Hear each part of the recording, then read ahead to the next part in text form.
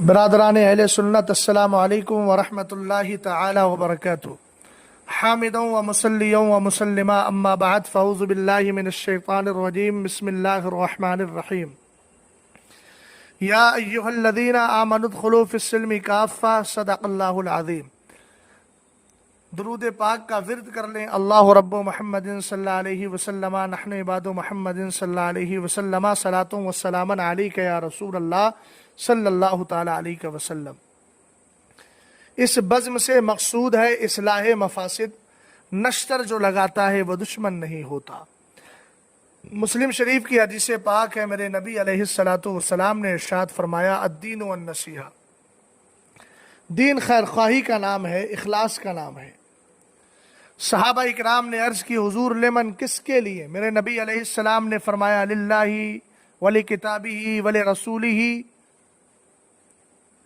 وَلِأَئِمَّةِ الْمُسْلِمِينَ وَعَامَّتِهِمْ۔ یہ دین اللہ کے لیے خیر خواہی ہے اور اللہ کے لیے اخلاص ہے، یعنی اللہ کی وحدانیت کا اقرار کیا جائے۔ کتاب اللہ کے لیے خیر خواہی کا مطلب اس پر ایمان اور عقیدہ رکھا جائے اور اس کی تلاوت کی جائے۔ رسول اللہ کے لیے حضور علیہ الصلوۃ والسلام جو کچھ لے کر کے آئے ہیں اس سب کو سچے دل سے مانا جائے۔ امام اہل سنت فرماتے ہیں، ایمان کہتے ہیں حضور کو ہر چیز میں، ہر بات میں سچا ماننا اور آپ کی صداقت کو دل سے تسلیم کرنا۔ عام مسلمانوں کے لیے یہ دین خیر خواہی ہے اور ائمہ اسلام کے لیے، ائمہ مسلمین کے لیے خیر خواہی ہے۔ ائمہ مسلمین کے لیے خیر خواہی کا مطلب یہ ہے کہ جو احکام وہ ہم پر نافذ فرمائے ان پر عمل کیا جائے اور ان کو بطیب خاطر قبول کیا جائے۔ عام مومنین کے لیے خیر خواہی کا مطلب یہ ہے کہ ہم ان کے لیے دین کے حکام، دین اور شریعت کے پیغامات ان تک پہنچائیں اور ہم خود بھی ایسا کردار پیش کریں کہ ہمارے کردار سے کبھی بھی ان کے نظریے، ان کے عقیدے اور ان کی فکر میں کوئی بھی فساد اور گڑبڑی پیدا نہ ہو۔ بڑے افسوس کی بات ہے کہ جماعت اہل سنت کے زبردست خطیب، افکار رضا کے پاسبان، مسلک اعلیٰ حضرت کی ترویج و اشاعت میں شب و روز گزارنے والے قابل قدر، قابل تعظیم سید زادے حضرت سید مظفر شاہ صاحب قبلہ، جن سے ہمیں اور ہمیں ہی نہیں جماعت اہل سنت کو محبت رہی ہے اور قابل تعظیم وہ آج بھی ہیں اپنی سیادت کی بنیاد پر۔ یہ جملے اخلاص پر مبنی ہیں۔ الحمدللہ، نہ مجھے کسی سے کوئی لالچ ہے، نہ کوئی خوف ہے اور نہ ہی کسی اگلے مقصد کی حصول یابی کا کوئی ارادہ ہے۔ میں جو کچھ بول رہا ہوں اپنے مرشد کی روش کو اختیار کرتے ہوئے حق گوئی کر رہا ہوں۔ یقیناً سید مظفر شاہ صاحب نے جب عرفان مشہدی صاحب کے تعلق سے اسلامی نظریے کو سامنے رکھ کر کے مضبوط موقف اختیار کیا، ہمیں خوشی ہوئی۔ مفتی اکمل صاحب، جنہوں نے سرکار تاج الشریعہ نور اللہ مرقدہ کے ایک پاکیزہ شعر پر اعتراض کیا، اس وقت آپ سامنے آئے اور آپ نے فکر رضا کی اور تاج الشریعہ کے قول کی تصویب اور درستگی پر اپنا بیان دیا، ہمیں خوشی ہوئی۔ ایسے بہت سارے مواقع ہیں جس پر آپ نے جماعت اہل سنت کا دفاع بھی کیا ہے اور اس کام کو آپ کرتے چلے آئے، مگر حیرت اس بات پر ہے کہ جو زندگی کا وافر حصہ مسلک اعلیٰ حضرت، جس کی پہچان تسلب ہے اور بدعقیدہ لوگوں کے لیے تشدد یا شدت ہے، یا اگرچہ باب تفاعل سے میں نے استعمال کیا ہے لیکن یہ اسی ثلاثی مجرد ہی کے معنی میں ہے، مزید فی کے معنی میں نہیں ہے۔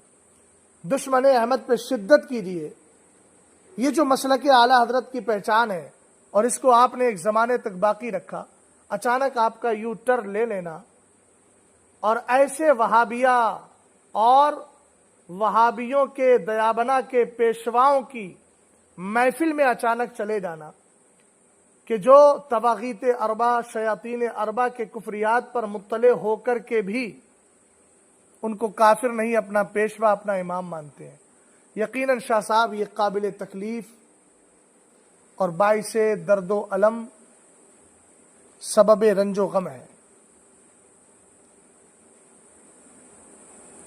ہمیں آپ کی تعظیم و تکریم سے حاشا وکلا ذرہ برابر بھی مفر نہیں ہے۔ ہم نے اعلیٰ حضرت امام اہل سنت رضی اللہ تعالیٰ عنہ کو پڑھا ہے کہ امام اہل سنت خود فرماتے ہیں سادات کی تعظیم فرض ہے اور ان کی توہین حرام ہے۔ یہ آپ تک جو پیغام پہنچا رہے ہیں اس میں ہرگز آپ کی توہین مقصود نہیں ہے، بلکہ خیرخواہی کے طور پر آپ سے چند جملے عرض کرنا ہے۔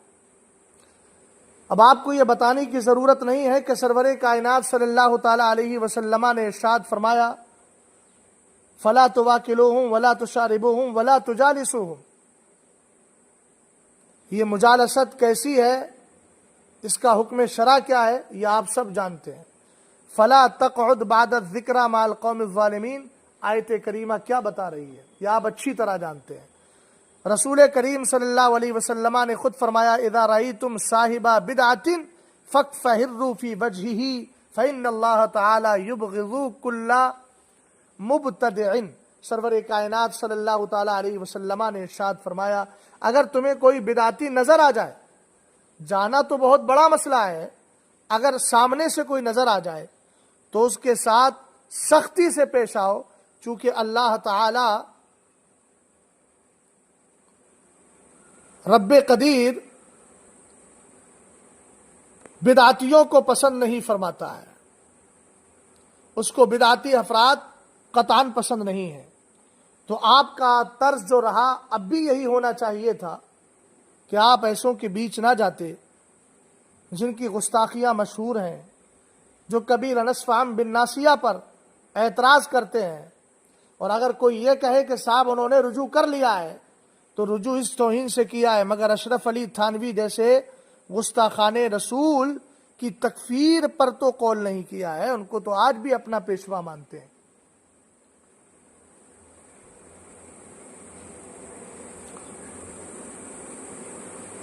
اس لیے شاہ صاحب جو حضرات آپ سے مطالبہ رجوع کر رہے ہیں وہ آپ کے دشمن نہیں ہیں، وہ آپ کے دوست ہیں، اور ان کی میری سارے علماء اہل سنت کی جن کا دامن داغدار نہیں ہے، جو مسلک اعلیٰ حضرت کے پاسبان و ترجمان ہیں، ان کی ذمہ داری بنتی ہے کہ وہ اپنوں کے پھسلتے ہوئے قدم کو سنبھالنے کی کوشش کریں۔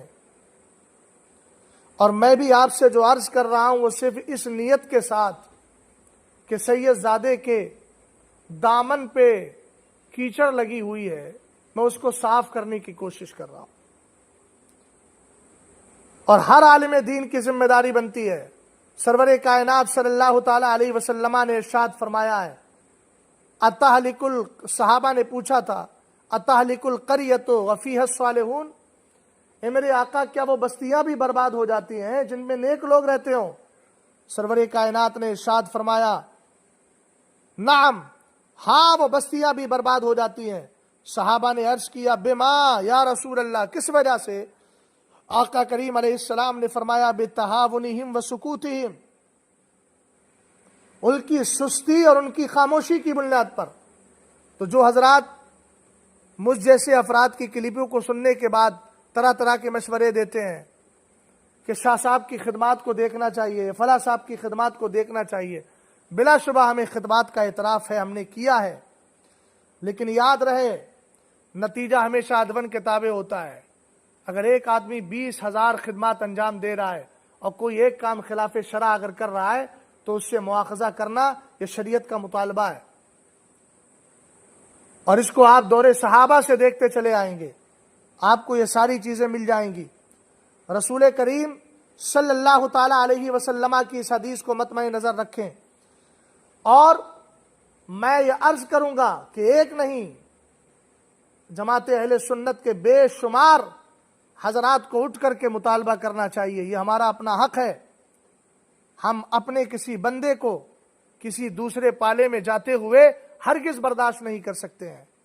سرور کائنات صلی اللہ تعالی علیہ وسلم نے ارشاد فرمایا ہے، یہ وہ لوگ سنیں جو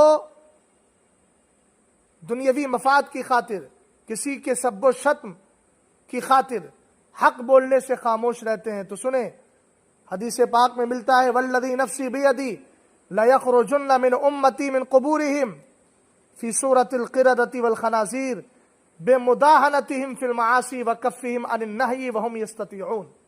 سرور کائنات صلی اللہ تعالی علیہ وسلم نے ارشاد فرمایا، مجھے اپنے رب کی قسم ہے، یقیناً میری امت میں کچھ لوگ اپنی قبروں سے ایسے بھی اٹھیں گے جن کی شکلیں بندروں اور خنزیروں کی ہوں گی۔ میرے آقا کیوں؟ فرمایا بمداہنتہم فی المعاصی، وہ گناہوں کے اندر مداہنت سے کام لیں گے، دونوں طرف کی دھپلی بجاتے نظر آئیں گے، اور اپنی فکر کو، اپنے سوال کو، اپنے ذہن و دماغ میں آنے والے خیالات کو اس لیے چھپائیں گے کہ فلاں راضی ہو جائے، فلاں ناراض نہ ہو جائے، فلاں کو راضی کیا جائے، ہر طرف کی جو ہے وہ ہر طرف سے فائدے اٹھائے جائیں۔ وَكَفِّهِمْ عَنِ النَّهْيِ، اور وہ برائی سے روکنے میں کوتاہی برتیں گے۔ وَهُمْ يَسْتَطِيعُونَ، جبکہ ان کو طاقت ہوگی کہ وہ روک سکتے تھے پھر بھی نہیں روکا۔ سرور کائنات صلی اللہ تعالی علیہ وسلم نے اس لیے ارشاد فرمایا کہ ایسے لوگ اپنی قبروں سے خنزیر اور بندروں کی شکل میں اٹھیں گے۔ اس لیے جو حضرات بھی ہیں، کسی کا بھی قدم اگر بہکتا ہے تو ہمیں اس کے بارے میں ادباً اس سے گزارش کرنا چاہیے۔ سرکار تاج الشریعہ نور اللہ مرقدہ نے ایک مقام پر ارشاد فرمایا تھا، مسلک اعلیٰ حضرت معیار ہے، اس معیار کو سامنے رکھ کر پہلے مجھے چیک کرو، علماء اہل سنت کو چیک کرو، سارے لوگوں کو چیک کرو، فرمایا میرے خاندان کو بھی چیک کرو، جو اس مسلک کے مطابق ہو اس کو اختیار کرو، اس کو چنو، اور جو اس مسلک سے ہٹا ہوا ہو اس کو ایسے نکال کے باہر کر دو جیسے دودھ سے مکھی کو نکال کے باہر کر دیا جاتا ہے۔ شاہ صاحب، آپ سے بہت برجستہ گزارش ہے کہ جو حضرات آپ سے مطالبہ کر رہے ہیں وہ آپ کے خیر خواہ ہیں، دشمن نہیں ہیں۔ اس بزم سے مقصود ہے اصلاح مفاسد، نشتر جو لگاتا ہے وہ دشمن نہیں ہوتا۔ آپ برائے کرم ایک بار عوام کے روبرو ہو کر یا تو اپنے اس قدم کی جو آپ نے ابھی ماضی قریب میں اٹھایا تھا وجہ جواز پیش کر دیجیے، تاکہ ہم لوگوں کو عقل سلیم آ جائے اور ہم سمجھ جائیں کہ نہیں آپ کا قدم صحیح ہے، پھر اپنے قول سے ہم رجوع کر لیں کہ ہم نے مطالبہ رجوع غلط کیا تھا۔ ورنہ شاہ صاحب ایک ہی راستہ ہے، امت کو بچائیے، امت کی خاطر اور اس عوام کی خاطر۔ مجھے یہ کہتے ہوئے کوئی فکر نہیں ہو رہی ہے، نہ کوئی غم ہو رہا ہے، بس میں آپ سے امت کی خاطر مطالبہ کر رہا ہوں کہ ایک بار آ کر آپ خدا را ان حالات کو سنبھالنے کی کوشش کریں۔ مجھے اس وقت بڑا افسوس ہوا جب ایک بندے نے مجھے فون کر کے کہا کہ کبھی ہمیں ضرورت پڑتی تھی تو ہم شاہ صاحب کی کلپوں کو بدعقیدہ لوگوں کے مقابل امام اہل سنت رضی اللہ تعالیٰ عنہ کے دفاع میں پیش کر دیا کرتے تھے۔ اب ہم کس پر بھروسہ کریں؟ شاہ صاحب، یہ عوام کا بھروسہ ہے جو ٹوٹ رہا ہے۔ میں اسی بھروسے کو جوڑنے کے لیے آپ سے گزارش کرتا ہوں کہ خدا را آپ آئیے، اور اگر آپ کے ذہن میں کوئی وجہ جواز ہے تو آپ لا کے سامنے پیش کیجئے، اور اگر وجہ جواز نہیں ہے تو رجوع اللہ ہے، رجوع الناس نہیں ہے۔ اللہ تعالیٰ مجھے اور آپ کو سب کو مسلک اعلیٰ حضرت کی سچی پکی ترجمانی کرنے کی توفیق عطا فرمائے۔ اور چلتے چلتے میں مفتی عابد مبارک صاحب سے بھی کہوں گا کہ گالی گلوچ جو ہے یہ قطعاً سوال کا جواب نہیں ہے، اس کو بزدلی کہتے ہیں اور اس کو شکست کہتے ہیں۔ خدا را جو لوگ آپ کو سمجھا رہے ہیں وہ آپ کے مخلص ہیں، آپ کے وفادار ہیں، آپ سے محبت رکھتے ہیں، اس لیے چاہتے ہیں کہ آپ اس قدم سے رجوع، اس قدم سے پلٹ آئیں اور پوری طریقے سے مذہب و مسلک کے مطابق عمل کرنے کی کوشش کریں۔ اور مفتی منیب الرحمان صاحب، آپ عمر کے آخر حصے میں چل رہے ہیں، اللہ تعالیٰ سے میں دعا یہی کروں گا کہ آپ کی جو پچھلی زندگی جن حالات میں گزری ہے، اللہ کرے وہ ساری حالات درست ہو جائیں اور آپ مذہب و مسلک کے سچے پکے ترجمان بن جائیں۔ اسلام زندہ باد، مسلمان پائندہ باد۔ السلام علیکم ورحمۃ اللہ تعالی وبرکاتہ۔